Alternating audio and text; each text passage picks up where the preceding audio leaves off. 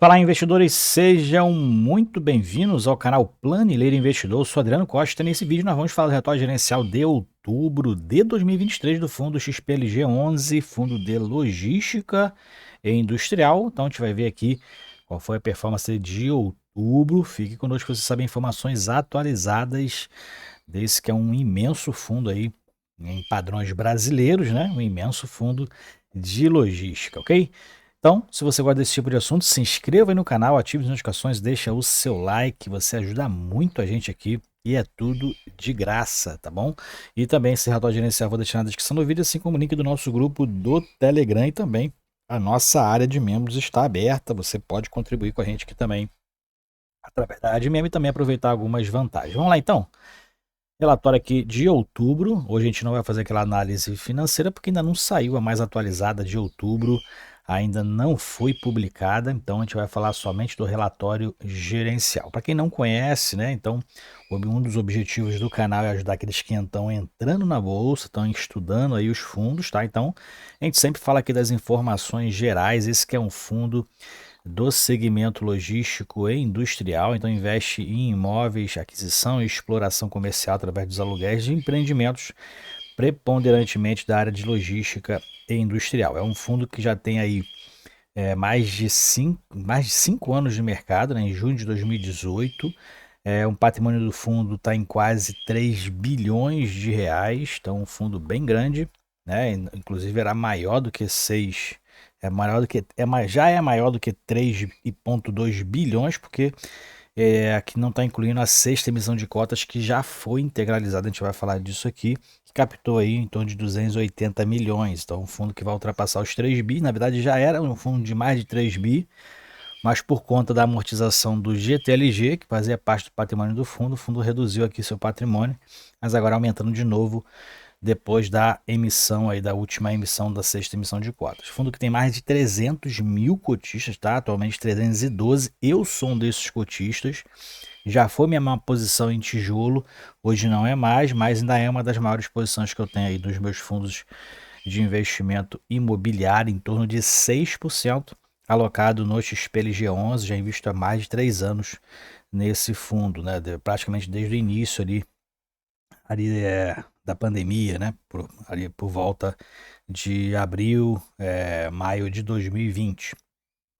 É um fundo que é classificação da Ambima, apesar da política de investimento do fundo estar ligada em industrial e logístico. Na Ambima, classificado somente como logístico, que não tem a classificação industrial. Fundo gerido pela XP, administrado pela Vortex, tem uma taxa de administração escalonada de acordo com o patrimônio, então provavelmente deve estar pagando aqui uma menor taxa de administração, que inclui taxa de gestão, mas ele também tem uma taxa de performance de 20% daquilo que excedeu o benchmark, que é IPCA mais 6%. Então, o que excedeu o benchmark, paga-se aí uma taxa de performance de 20% daquilo que se excede. Bom, vamos lá então, já falamos aqui das características do fundo, vamos ver aqui o comentário da gestão em relação a outubro. O fundo que distribuiu aí, anunciou a distribuição de 78 centavos por cota, deve estar pagando hoje, dia 14, se eu não me engano, acho que é hoje que a maioria dos fundos que anunciaram os seus proventos pagam normalmente no 10º dia útil. Eu acho que o 10º dia útil é hoje, então provavelmente a maioria dos fundos estarão pagando. Um deles é o XPLG11, tá? Não, é dia 16, ó, tá aqui, ó. 10º dia útil é dia 16, então vai pagar depois do feriado, quinta-feira, tá? E aqui ele fala, né, sobre anúncio de dividendo do fundo, que ele anuncia sempre no último dia útil do mês que ele faz referência. Então, relatório de outubro, provento de outubro, anunciado no dia 31 de outubro, último dia útil.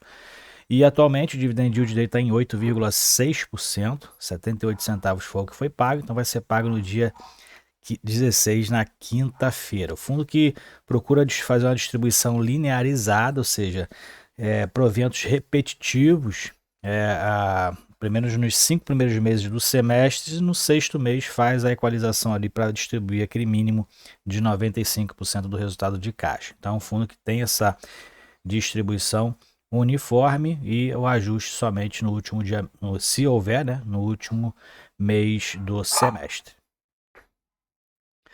Comunicado então aqui ao mercado dia 7, então o fundo fala sobre a sexta emissão de cotas, foi captado aí quase 280 milhões de reais. Eu não participei dessa emissão, o valor de mercado estava mais barato, né? Mas eu não participei, mas o fundo ainda fez uma boa captação de 280 milhões. Isso aqui já foi integralizado. O fundo, inclusive, já pagou um dos objetivos dessa captação, que foi pagar aí a recompra de algumas sessões de crédito que o fundo tinha, né? Alguns CRIs que o fundo tinha, pagou dois. Um que era indexado ao CDI mais 2,5% e outro IPCA mais 7,15%. O fundo já então fez esses pagamentos e o restante vai ficar rendendo no caixa aí até que apareça uma oportunidade, uma aquisição oportunística de imóveis que obedece à política do fundo. Bom, inadimplência do fundo, ele fala que teve uma inadimplência em outubro de 4,4% da sua receita, mas 2,7% já foi resolvido. Então falta aí um pouquinho ainda a ser negociado, tá? Em uma inadimplência, então, em torno aí de 1,7%, né? 1,7%. E aí o fundo ainda está com essa negociação aí junto ao inquilino. E aqui ele fala sobre os eventos não recorrentes, que foi a amortização antecipada do GTLG, gerou um prejuízo aí do fundo, né? E está fazendo, inclusive, para neutralizar esse impacto, o fundo está celebrando uma cessão parcial dos créditos decorrentes dessa alienação aqui do GTLG, então provavelmente vai ser pago parceladamente. O fundo vai fazer uma espécie de desconto de duplicata, vamos dizer assim, vai antecipar a receita, né? Foi isso que eu entendi aqui para poder neutralizar esses impactos aí, esses prejuízos que teve, né? Por conta do fundo estava abaixo do valor patrimonial. Bom, falando aqui do que interessa atualmente, que é o fluxo financeiro do fundo, ele fala aqui a respeito de outubro. Então, outubro o fundo teve 24 milhões e meio de receita, né? Em 2023 já chegou a 243 milhões de receita e está dentro da média, né? Outubro foi um pouquinho acima. A gente pegando 10 meses aqui fica mais fácil, né? Então, a média aqui anual até outubro está em torno de 24,3 milhões de reais, né? A média mensal das receitas, e outubro foi 24,5, então foi um pouquinho acima da média. Fundo que teve aqui receita de locação um pouco mais de 21 milhões, 750 mil de proventos de fundos imobiliários que ele tem na carteira, e o rendimento de caixa foi de 2,6 milhões de reais, então está com caixa bem alto aí, né? Oriundo principalmente da sexta emissão de cotas, fez com que esse rendimento fosse bem alto. Dentro das despesas do fundo está com 4,4 milhões, a maioria são despesas operacionais, taxa de gestão, administração, né? Apesar de estar pagando a menor taxa, mas é com base no patrimônio líquido, né? E ele é apropriado mensalmente, apesar de ser a taxa que está como taxa anual, ela é apropriada mensalmente dentro do resultado. E aqui a gente tem as despesas financeiras do fundo, né? O fundo tem uma alavancagem pequena em relação ao seu patrimônio e paga os encargos, né? Os serviços da dívida, os encargos, juros, né? Ele é colocado dentro aqui do fluxo financeiro também. Vai para o resultado, né? A amortização não, mas os juros e encargos ele participa do resultado do fundo. Resultado base então foi de 20,1 milhões, o fundo distribuiu 23 milhões, então distribuiu mais do que o resultado, 78 centavos por cota, manteve uma linearidade aí, né, a média da sua distribuição, mas o resultado foi pior do que a distribuição, né? Então o fundo tem queimado caixa. O que a gente está observando aqui, o fundo, apesar de ter um caixa monstruoso ainda, né? A gente viu no último relatório a análise financeira, busca aí o último relatório para você dar uma olhadinha. Mas o fundo tem um caixa bem robusto, mas já distribuiu muito mais do que os seus resultados no ano de 2023. Então não vai ter nenhuma surpresa em dezembro, inclusive pode ter até um rendimento menor, que eu acho difícil, já que a política do fundo é manter uma linearidade, mas o fundo segue aí distribuindo mais do que o seu resultado mensal. E se a gente observar nos últimos 12 meses, é maior ainda essa distância, né? Então, e o fundo ainda tem um saldo de distribuição por cota ainda a distribuir, que é histórico, né? Desde o início do fundo, esse acumulado de resultado fica aqui, né? Mas nos últimos 12 meses, em 2023, o fundo tem distribuído mais do que os seus resultados, tá? E esse saldo de distribuição não é o saldo da disponibilidade do fundo, é só o saldo dos resultados históricos do fundo, né? Que dos valores que vai para o resultado e aquilo que sobra, né? As sobras vai para um saldo de distribuição, onde o fundo pode distribuir futuramente.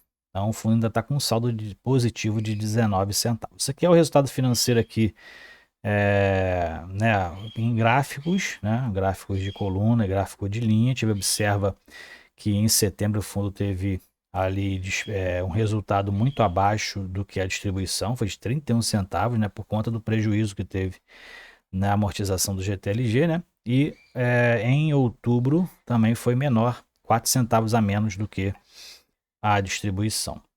Aqui é a evolução do volume diário de negociação e o valor da cota. Então a gente observa que o valor patrimonial da cota está de 110,26 e está abaixo do valor patrimonial da cota no mercado. Então encerrou aqui a 108,95, está mais ou menos isso aí o valor de mercado atualmente.